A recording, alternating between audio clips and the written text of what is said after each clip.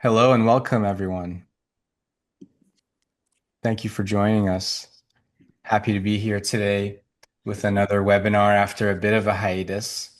And it's a webinar I'm really excited about, a topic that interests me. And yeah, really happy to be here with you today. And there we go.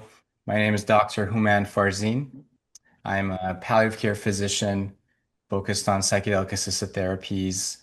And we have a practice called Mystic Health operating in Santa Monica. And we have an amazing team. And one of the flowers in this beautiful team is Lisa. And Lisa's here today to speak about her expertise in mindfulness. Lisa Kring, LCSW, is a mindfulness teacher and an integrative therapist. And today she's joined here by Staci Berman, LMFT, who's a compassion-focused integrative therapist. And we're here to talk about mindful self-compassion. um, I've personally used this approach in therapy for patients. I try to practice it in my daily life as much as I can. And I've been fortunate to be able to teach parts of this approach to medical students at McGill University. Doing the sort of healing that we strive to do involves a lot of compassion for our patients and the same compassion for ourselves doing this work. So, without further ado, I'll pass it on to Lisa to introduce herself, explain a bit about how she got into this work, and looking forward to this conversation. Thank you. Yeah, thank you so much, Houman. I'm so happy to be here with everyone and my colleague Staci as well. Um, I'm a long time, as you were saying, long time practitioner and teacher of mindfulness-based meditation and courses, and um, and an LCSW, a therapist in private practice, um, Hakomi trained therapist. And I found myself surprisingly involved with psychedelic assisted therapy through my work with cancer patients at UCLA, and was tapped into some research there, and became so curious about this field. It led to my certification by a program at the California Institute for Integral Studies up in the Bay Area. They have probably the best certification, I think, at this point for psychedelic assisted therapy and research. And Staci also is a graduate of that program along with me. So that has led me into this beautiful field and my involvement with Mystic Health. And what I thought that I could do, just to start this off, and then I'll pass the ball to Staci, is that we have created, I'm so excited about it. Um, we have created a mindfulness-based intervention for psychedelic assisted therapy. It's mindful self-compassion for psychedelic assisted therapy. And I thought we could start by just sharing a little bit about this course that we created along with another colleague and therapist, Susie Fairchild. And this model that we've created, it's really in response to a mindfulness-based intervention, mindful self-compassion. And we see it as offering great potential. And it finds its roots, of course, in Buddhist Dharma practice, but it's applicable and inclusive it's just wonderfully inclusive for all populations. Um, and we've recently created this course, and we feel that it is the first step in the development of this new model. We're really working in a field right now with psychedelic assisted therapy and ketamine assisted therapy, where we're exploring at this time what is the best therapeutic model, what is the best therapeutic adjunct. And we would like to propose, while clearly there's more research needed, um, why we were inspired to create this course. And then, so I'll say a little bit about it. I'll pass the ball to Staci, and then we'll open up to more questions about how mindfulness and self-compassion really assist clinically, therapeutically, as well as for psychedelic assisted therapy. So first, I'll just start broadly. What is mindful self-compassion? What is this? So our course that we created for psychedelic assisted therapy, our course is an adaptation, an amplification, if you like, of a pre-existing course, Mindful Self-Compassion, and just a very, very brief description of that. It's a mindfulness-based intervention course, and it was created originally by researcher Christian Neff and psychotherapist Chris Germer. And originally, it's an 8-week group program involving weekly 2.5 hour sessions, as well as a half-day retreat. And it consists of a combination of psychoeducation instruction and experiential practice of formal and informal mindfulness-based interventions for daily life, as well as group process and support.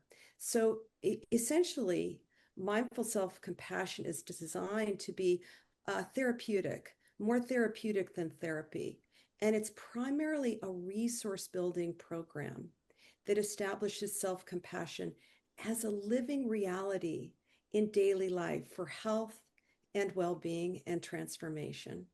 And it's really deeply supported by research already. It supports that self compassion can be cultivated, it can be learned and practiced, and the course is proven to improve compassion for self and others.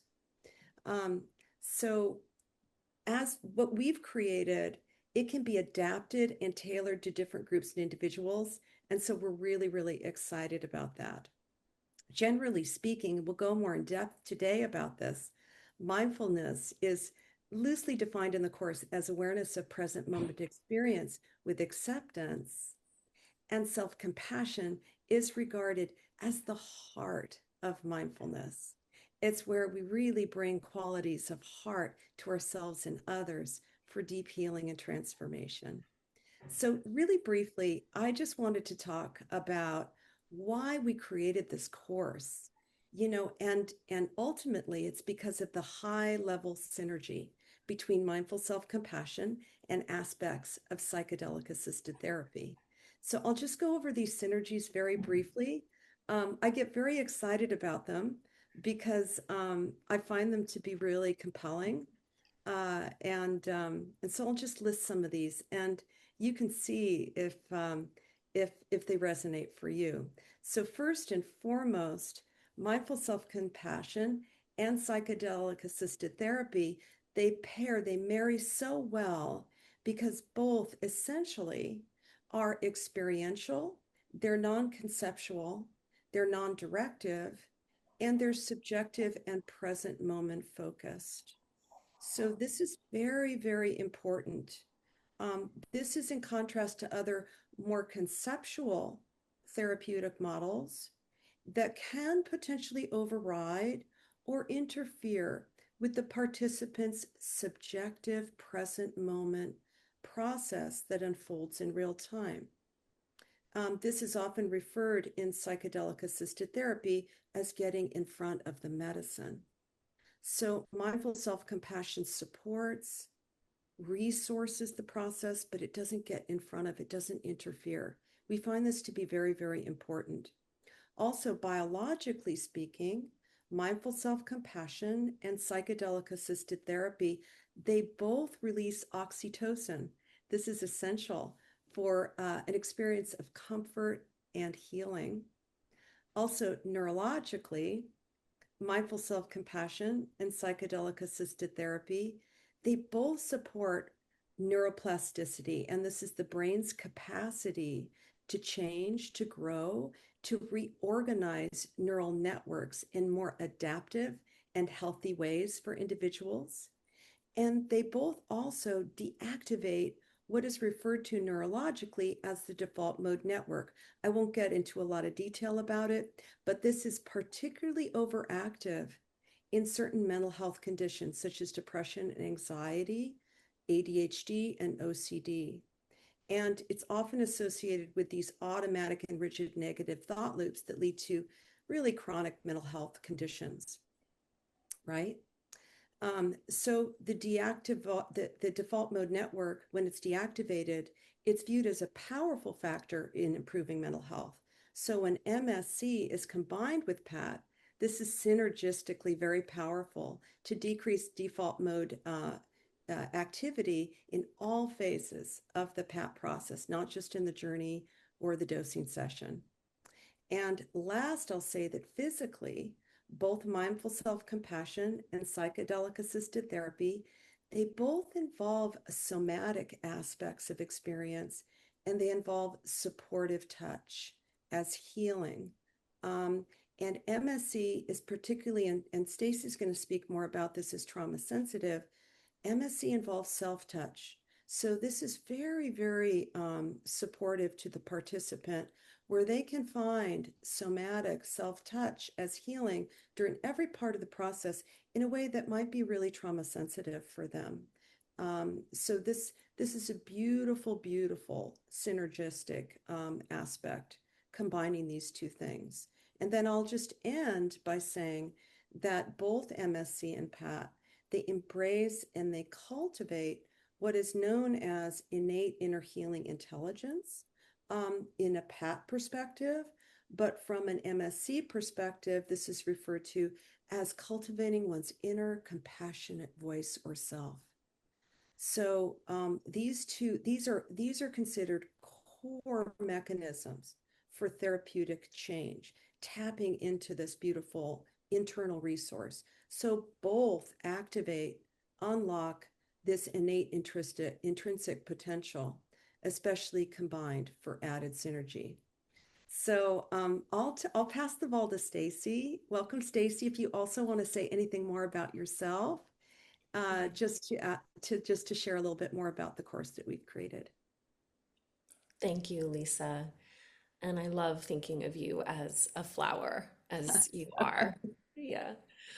Um, Thank you for your explanation, so beautifully stated as always.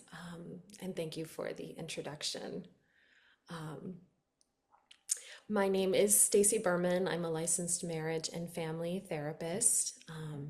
And in addition to my certification through CIIS, as Lisa mentioned, I've also gone through additional training in ketamine assisted psychotherapy with Polaris Insight Training Center. And I'm also a mindful self-compassion teacher. And that's actually how Lisa and I connected, is through going through the program at CIIS. It was so very clear to me the synergies, as Lisa so beautifully described, between psychedelic assisted therapy and mindful self-compassion. So really the bridging of these two in many ways was so it was so hand in glove. It was really there. And so we've been really thrilled, along with, as Lisa mentioned, our colleague Susie Fairchild, to bring this adaptation to life. So to say just a little bit more about MSC, and then to build on it as a trauma-informed program that can be used to optimize psychedelic-assisted psychotherapy, I wanted to name the three main components of mindful self-compassion as identified by Kristen Neff and Chris Germer, who created the program. Those components are mindfulness, sort of on the nose there, that we want to be able to be with the present moment, what's here, versus avoiding what's here or pushing away the present moment or over-identifying with what we might be experiencing or feeling. Just allowing in a balanced, equitable way whatever is here to be here. The second component is self-kindness. And we look at this in opposition to self-criticism, which is so often what so many of us can do when we struggle, when life gets hard. We can become harsh and hard on ourselves. So mindful self-compassion really endorses and enforces self-kindness when things go wrong or when we're in pain. And then the third is common humanity. And we look at this common humanity as opposed to self-isolation, which can also happen when we're struggling, is that we can feel so alone. We can feel like we're the only one. There's something wrong with me. Why does this always happen to me? Common humanity and mindful self-compassion loops us back in to the human experience, that everything that you are experiencing is part of the human experience.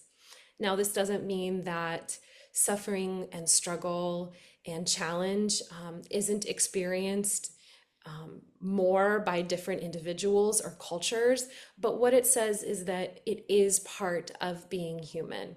So it loops you back in. And um, from a trauma-informed perspective, mindful self-compassion is inherently trauma sensitive and trauma informed. And as Lisa mentioned, this is an amplification of the mindful self-compassion program that we've created for psychedelics. And so we really amplify the piece here about being trauma informed, because psychedelics really can have the potential um, for us to confront difficult material, difficult traumas that live within us. So these three main components of mindful self-compassion actually target the three main aspects of a stress response that are associated with trauma over time: fight, flight, and freeze. These stress responses align with the three main symptom categories of post-traumatic stress disorder diagnosis, which are arousal, avoidance, and intrusion. And particularly with relational and developmental trauma, these stress responses can tend to become internalized over time. Another way of saying that is that arousal response can become internalized as self-criticism. Avoidance can develop into self-isolation. And freeze can lead to the proliferation of intrusive thoughts. And so the three components of mindful self-compassion, that common humanity, the mindfulness, the self-kindness, can address these internalized symptoms, in that self-kindness soothes the autonomic arousal, which decreases self-criticism. Common humanity attends to avoidance, which can help to alleviate self-isolation. And then mindfulness brings a balance to regulate intrusive thoughts and emotions, which can reduce our sense of self-absorption, again, which keeps us from feeling part of the greater humanity. And this is especially powerful because these internalized threat systems are often so resistant to psychotherapeutic treatment. So we really have, as Lisa said, these are therapeutic, though they're not therapy. And then in combination with psychedelic assisted therapy, this can be a really, really powerful synergy. We know that in psychedelic assisted therapy, or CAP, ketamine assisted psychotherapy, there can often be a lowering of inhibitions that can occur. And so in that case, are the parts of ourselves that have been fragmented or have been in what we call the shadow can sometimes make their way to the surface. And so it's really, really important that we have tools and that we're well resourced, which is what the Mindful Self-Compassion program offers. And so we specify this, we've adapted this in a very particular way for psychedelic assisted psychotherapy.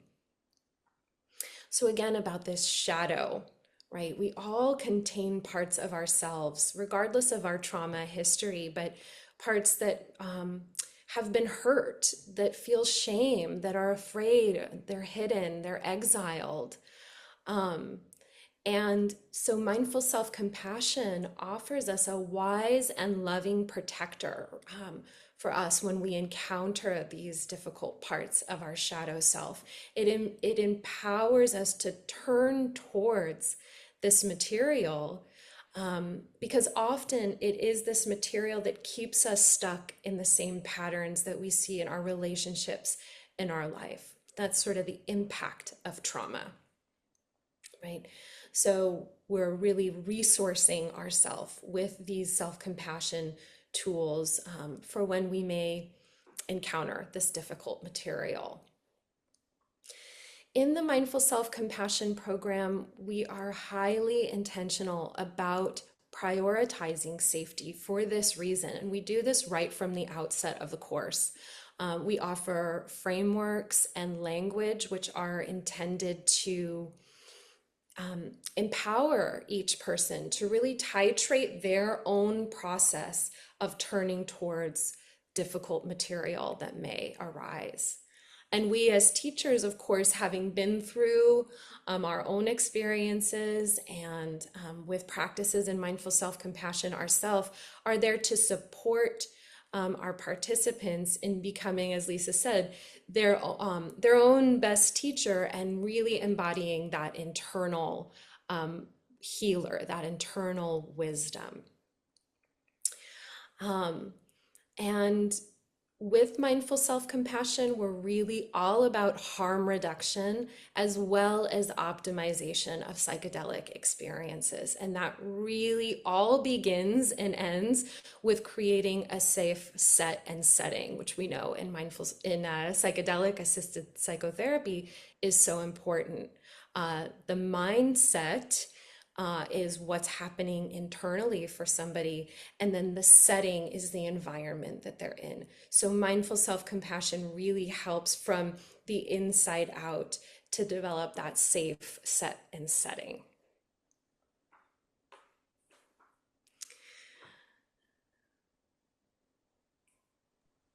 Thank you both so much. That was very profound. You touched upon a lot of points. The reality is the core of the psychedelic therapy that we do is about discovering parts of ourselves that we're not normally in touch with. We call them shadows, whether they're positive or negative. Getting in touch with these parts, shining light and awareness onto them.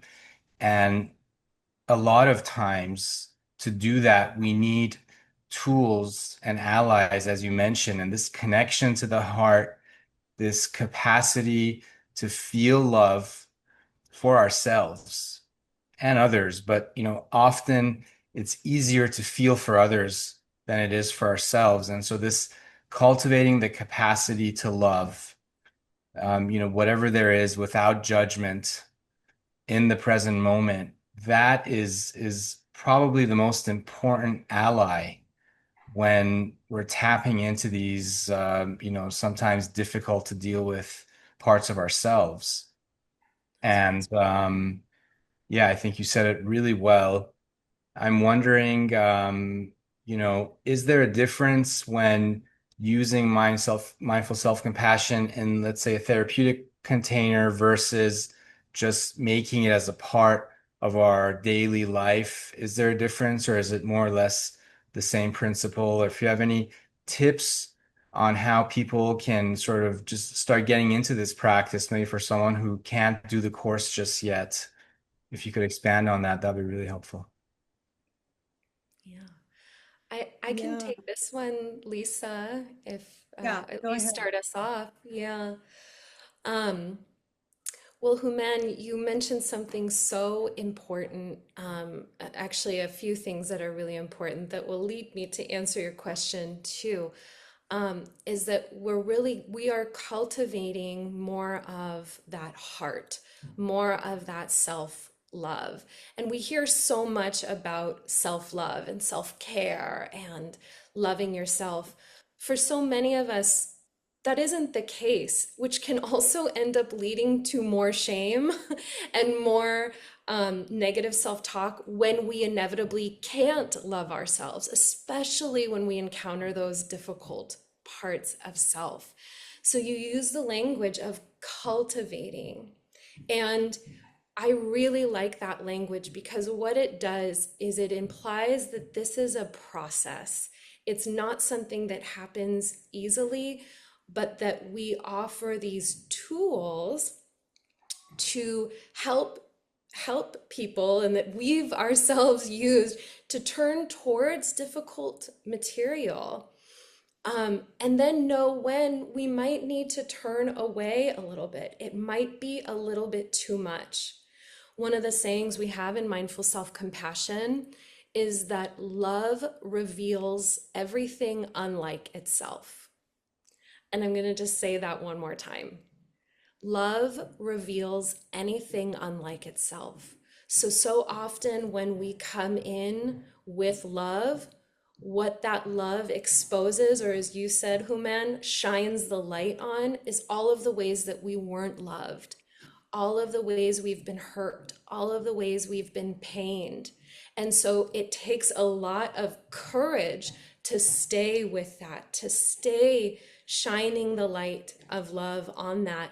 And sometimes the most compassionate thing we can do is say, okay, that may be too much for right now. I'm going to turn and then I'm going to come back. And that's how we build capacity. So whether that's in the therapeutic environment or in daily practices. And in the Mindful Self-Compassion program, as Lisa mentioned earlier, we offer a ton of different exercises and practices, from the body to the mind, written reflections, different ways to help build up those tools to help us look and look away, look and look away, so that ultimately we're broadening and expanding that capacity for that love. That's beautiful. And I'll just add a little bit more, Staci, and it's such a complex, like you say, it's such a process. And just to be very clear that compassion, self-compassion, it is this heart quality that opens in direct relationship and response to any moment of suffering. So the territory that we're really, the landscape that we're traveling into, whether this be therapeutically, whether it be in a group model, whether it be in preparation for psychedelics, it is really allowing people to experience that when they turn towards suffering. Now, as Houman said, it's usually easy for most people when we turn to the suffering of others that we feel and we experience the heart's bloom. It kind of breaks open in response. It cares, right? It's a responsive. We like to say that compassion is a verb.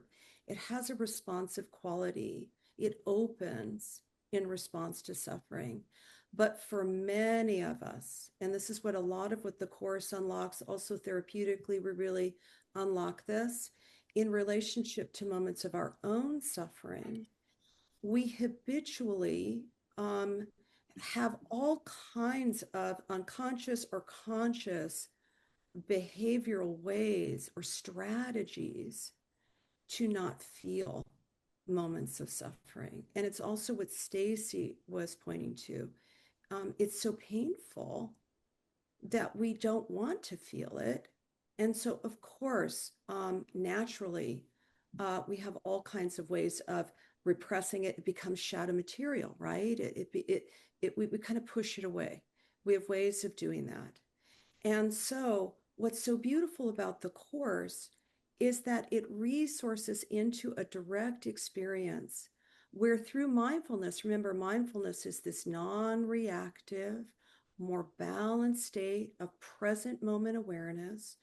It allows us to turn towards moments of suffering so that we can actually, without too much reactivity, and as Staci said, in a titrated way, maybe just to toe in, just to feel the truth of our suffering.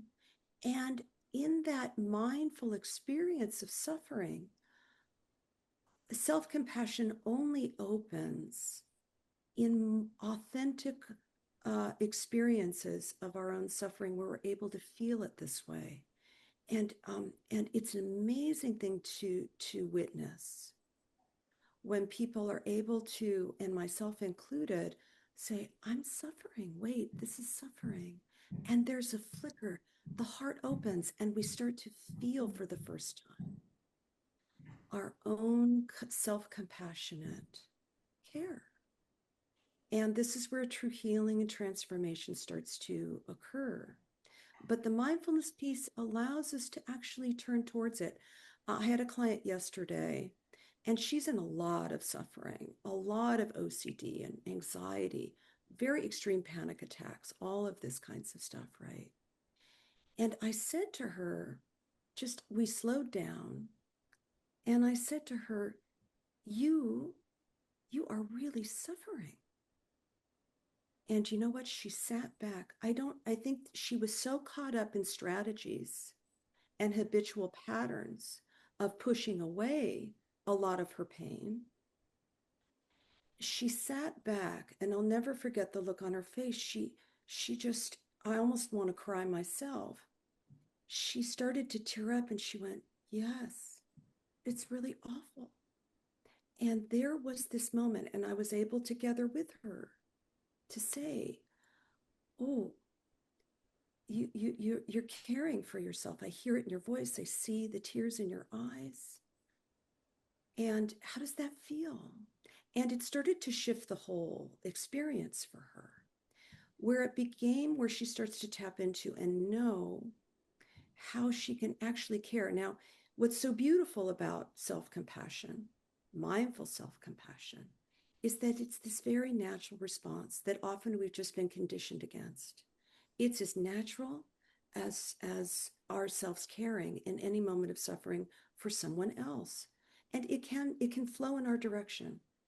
And so I think therapeutically, obviously, this is a huge therapeutic fertile soil, because why people come into therapy is because they are suffering, and they really are caught in lots of ways around that in different ways, right, Staci? I mean, we could talk forever about the different ways that we're caught in these different patterns.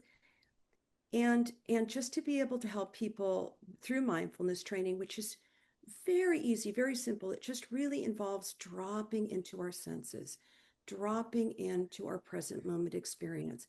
It's nice to have support so that we can begin in moments and places where it's actually okay. Your present moment is rich and complex. It's not all bad.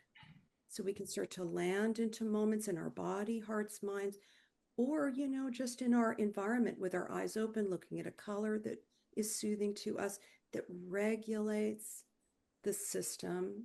Mindfulness really regulates us into the present moment so we can open to it and know it, and even our suffering. And as we become more comfortable in our suffering, then with the support of a therapist or a group like this, the heart can start to open to itself. This is where true healing really starts to happen. So it's a beautiful process. I would like to say we call it clinical. It's a natural tendency. It's how we're wired to be. I just think that we're conditioned against it. As Staci was sharing, it becomes shadow material. We often refer to this also, the conditioning against it, as backdraft. And so, there's all, and what's beautiful about the course is that we're actually helping people break down and understand what is happening around their own suffering so that they can become more free. I will end with this, and then because I think it's very, very important, is that when we're suffering, and Staci pointed to it in the common humanity piece, is that it is so common that when we feel bad, we think we are bad, or we think there's something wrong with us if we suffer, that there's something wrong with us, that we've done something wrong, that we're defective in some way. And it's simply not true. And a lot of what we're doing is we're really awakening and revealing the truth that this is just part of the human condition. And in fact, not only is there nothing wrong with you, it's really just an opportunity to love more, to care more. And in doing so, we find that we become part of the human condition. We I think our suffering is what connects us more than anything else. Ironically, paradoxically, this is the glue that deepens our relationships, that really makes things real. And so there is such a beautiful landscape that opens up when people start to land into the truth of their own heart in relationship to life as it really is. It's hard for everybody, isn't it? It's just hard for everybody. This is the truth of the human condition. And that's why we shouldn't make it more painful, right? We should let it be an opportunity. As we say in the course, no mud, no lotus. If through mindfulness we can kind of feel the mud of our suffering a little bit, that we can land into it, there is this bloom. There is this beautiful bloom of the heart that is a natural response when we can know the truth.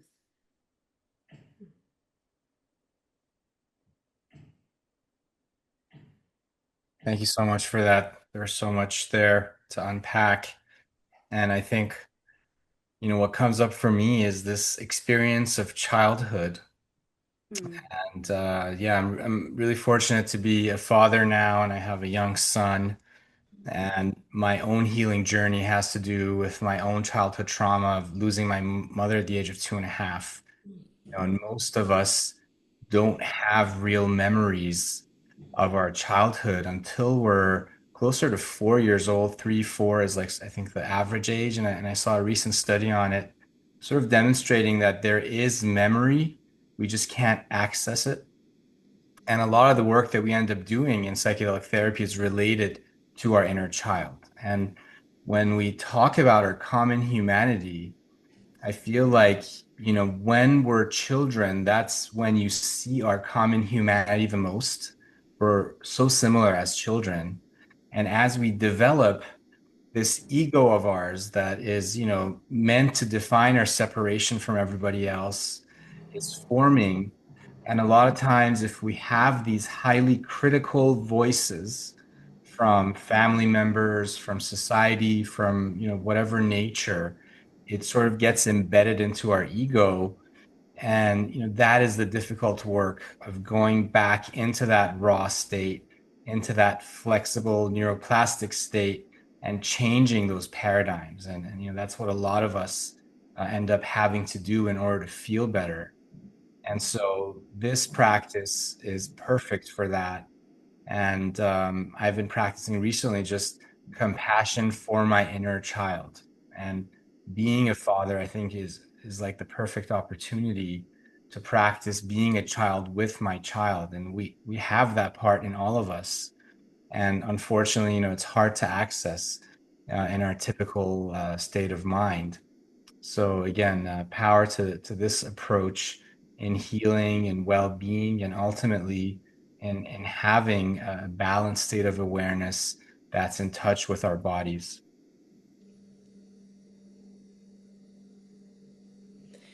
That's so, so right, Houman, and thank you so much for sharing that. And what a massive loss at such a young age. And that what you're saying there is maybe there aren't certain memories, but there are other memories that exist in that, or that are embedded in that time of life. And yes, that time of life is also when we are so much more plugged into our common humanity and joy and imagination and feeling and experiencing and exploring. And as we age and as we build defense mechanisms and ways to protect ourselves from the pain of being human, we lose access, we lose touch with those other qualities. And I'm sort of thinking about what Lisa was saying of breaking down this binary almost, that pain is where love exists. It is the most human thing, right? To show up to pain with love. And that's what so many parents do when their children are in pain, right? That's how they show up. We forget We forget how to do that for ourselves. So, really, while mindful self compassion concerns itself with suffering, actually, the creators of the program wanted to call it Opening Our Hearts to Pain and Suffering program. But maybe so not so many people would sign up for such a course. But when we can do that, what's on the other side of that is joy and love and creativity and imagination and a sense of interconnection and common humanity. So many of the things we see and experience in psychedelic assisted therapy as well, right? So, really, just more of those synergies there, and really learning with these self-compassion tools how to reconnect with all of those parts of ourselves and work with what gets in the way of us being in relationship with them in the first place. Yeah, thank you, Staci. And Houman, of course, I'm aware of this, of what you shared about losing your mother. It's always, my heart just opens to you, right? There's just this immediate, uh, warm compassion that flows to you when I hear that. I can almost see the little boy Mm. there, you know? And when you said that, I don't know if people noticed, but both Staci and I au- automatically put our hands to our hearts. We both brought our hands to our hearts. And I did share about this. I'll talk a little bit about the inner child parts and also inner critic, just because these are two big aspects that tend to show up in almost everyone's work, in my experience. So just to talk to these two things, but we both, in response to you, we both put our hands here because our hearts open to you, but it cost us some suffering to hear that. And so by putting our hands here in the moment, we were offering ourselves self-compassion. And what's so beautiful, I talked a little bit about this, the synergy of the touch, the self-touch, the somatic piece of therapies now are becoming much more somatically based because of trauma, integration, and also it dovetails beautifully with psychedelic assisted therapy, which often has a very strong, often somatic component, is that mindful self-compassion resources people into a lot of gestures that bring about a feeling of being held like a child. I often that we're really bringing gestures that often, like this, that are what children love. There's still parts of us. Yeah, we could just do this all day. There's still parts of us that are needing, that will always need to be held. I think that, we operate really also from a perspective that all these parts are operating within our being. And there are many young parts, and you talked about this is a preverbal part, right? You were talking about, and that we can, through self compassion work, whether it's therapeutic or with psychedelics, we can literally hold where this is showing up in the body and contact that, allow it to be felt, bringing it into awareness, integrating it into consciousness for a feeling of healing, wholeness, and love and repair, right? It's like that warm touch into that part of the somatic, emotional body. So the work does involve a lot of inner child work, and we are actively allowing, so we notice where it shows up somatically, and we're allowing it to be an opportunity of self-compassion in really simple somatic ways through gestures, you know and also through words, very kind words. Often the words that we find are words that we've just been waiting to hear, maybe young parts. Maybe it can just be songs that we sing to this part, or rocking, or oh, I'm here, my love, my baby, my sweetheart. It becomes like that. It's those words that it makes me want to cry. It's those words that a young baby would want their mother to say to them, right? And that can happen through this work. The psychedelics really help amplify this, of course. So we're always, all parts are listening. All parts are listening. And we're really allowing it to move into consciousness through mindful self-compassion, allowing it to be held and felt. And then I do want to talk just briefly, I know I'm looking at our time, about this inner critic piece that, Staci was talking about this. In the vacuum or often wake of maybe getting unconditional love, which, happens sometimes. But in the wake of that, it's just natural that these constructions in the mind that keep us on top of things, the inner critic has a function. It's there to help us in some way, actually. Not in all cases, but in most cases, it's a maladaptive construction of the mind in order to get us what we need, to get the love we need, to get the protection, the safety we need. It's there to keep us on our toes. It has a lot of functions. And so we turn toward that part in the course so that it doesn't hijack the whole system and take over. And mindfulness allows us to turn toward that as a part and to explore it, to understand it, to actually maybe have compassion for it. Wow, it's working so hard. It must be exhausted. That's how I feel a lot.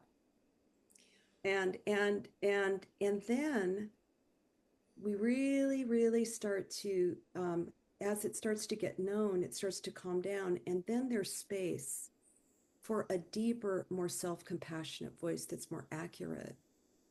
And we start to, it needs to really, I wouldn't say be replaced, but there needs to be a different voice in our minds that starts to guide us and shape us and support us through very difficult times. And because we start to bring awareness to the inner critic through these processes, and we realize while it's trying to help us, it's really only making us suffer more. And in realizing that suffering that it's causing us, the self-compassion can open more. And then the deepening understanding that more, it's a quieter voice, but it's more powerful. And that starts to guide our lives. And that starts to guide us into a whole different experience in life, right? And contrary to maybe misconceptions that being more self-compassionate, we're going to be weak, we're not going to be as strong, or we're going to be indulgent.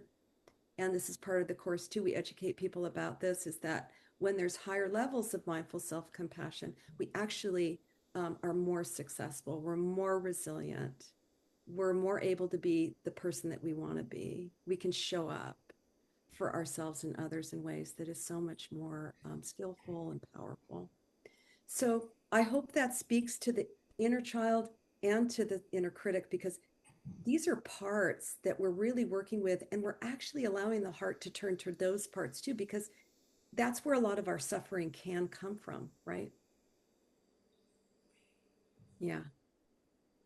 Exactly. Thank you. I don't know if Stacy, you had anything to add or. Yeah, just one quick clinical vignette or anecdote here about that inner child and how self-compassion has shown up to be such a resource, and actually in the preparation, dosing, and integration phases of CAP. That is part, one of the clients that I worked with, as part of the preparation we did using mindful self-compassion, is developing phrases based on what that child might need to hear, what that inner child might need to hear. As Lisa said, right, those words, the tone with which we say those words, what do we need? What does that child need? Kind of preparing for that as you go into the dosing phase. And in this session, it was so beautiful. This woman encountered her inner child and was able to say the things to this inner child that she needed to hear. Wasn't exactly what she had prepared for necessarily, because we don't always know what's going to come up or what's needed in those moments in a journey. but she was able to offer this child what she needed. And the most powerful part was in the integration, because sometimes what happens in a psychedelic experience, while it doesn't necessarily fully go away, sometimes our defense mechanisms can return as we come back into our regular life. But when we have these tools, these words, we've started to cultivate more of this relationship with the inner child on the front end. It really helps us to bring in the self-compassion, that love, in the integration phase too, right? It doesn't make such an easy way for maybe that self-critic or the protector parts of that inner child to just make its way back into our life. It really, really carries us through all phases of the psychedelic journey. And we know how important integration is. So these self-compassion tools really, really support that integration of that inner child back into our everyday life as well. Thank you. And Yeah. that really points to I just want to say one quick thing that points to the neuroplasticity piece, that the mindful self-compassion along with psychedelics really in integration essential, I think, Right. to establishing new neural pathways that are so much healthier for people. This really helps, I think, right, Why Staci? that synergy is so Yeah, powerful, yeah. Lisa. Yeah. Yeah. No, you said it perfectly. And I think the language and the tone are so important. And I think inherently, that masculine sort of approach is a little more harsh in its tone. And that's one of the things that, I work on in myself. But having that softer tone, having more compassionate language, I think matters. And, as Lisa, you were saying, you go from this early stage as you form the language, sort of a lot of the way you think forms. And so changing that language is part of the sort of neuroplastic change we want to have. The other piece that you brought up, Lisa, is the piece on resilience. And that's what we teach a lot in our mindful medical practice course for medical students. Because, for those of us that have the privilege to undergo psychedelic therapy, that's wonderful. And this is an amazing tool that can be used in that context. But for a lot of us that are just either healthcare providers or caregivers to others. And the statistic on caregivers in the US alone is that close to half US adults are going to become a caregiver, I think, in the next decade or something. So anyone that's providing care to another person could benefit from this sort of practice because, as we give care and compassion and empathy towards others, if we're really empathetic, then our brain is in a way firing similar types of patterns. So we're experiencing the pain. So when I brought up my trauma, you guys experience the pain. That means you're in touch with me.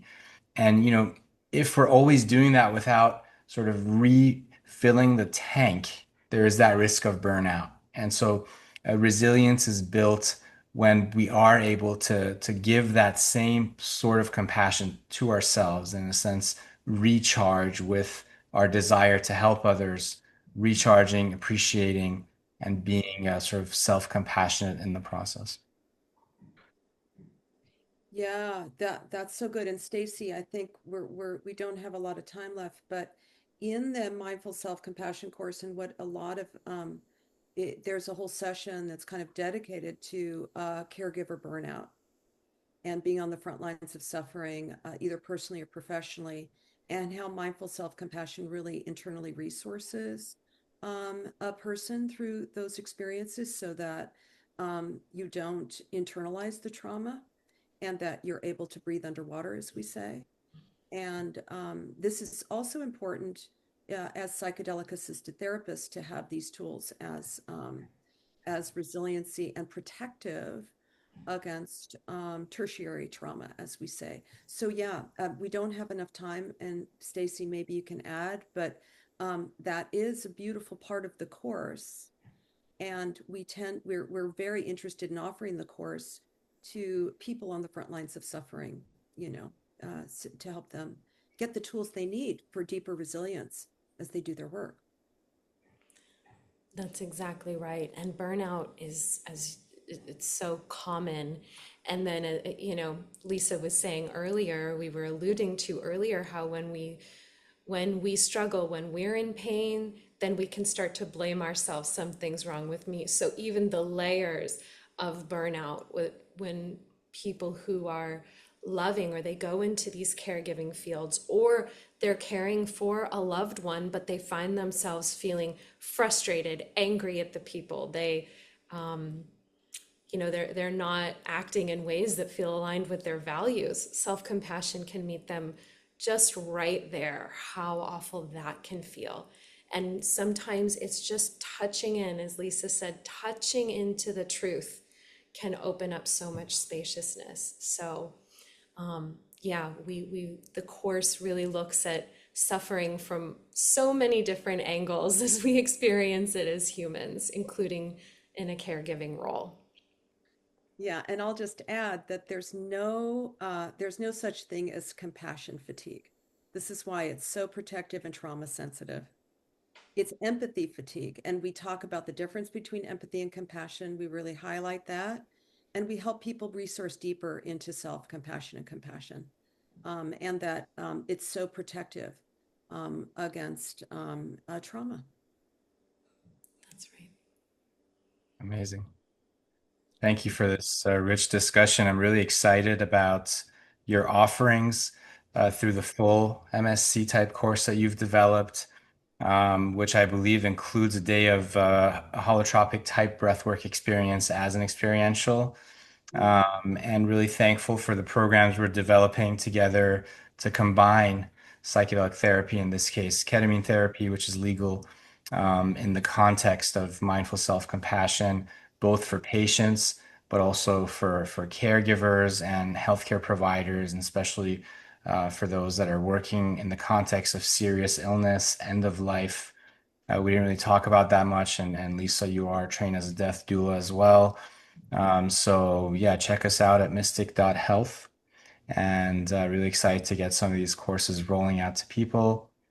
And yeah, keep in touch. Thanks again, Lisa, Staci. If you have any final words, please shoot away. Just thank you for the opportunity, and thank you for you all being here. I can't see faces, but thank you for your time and um, being with us. Great. Yes, thank you, everyone. Thanks, everyone. Be well. Goodbye.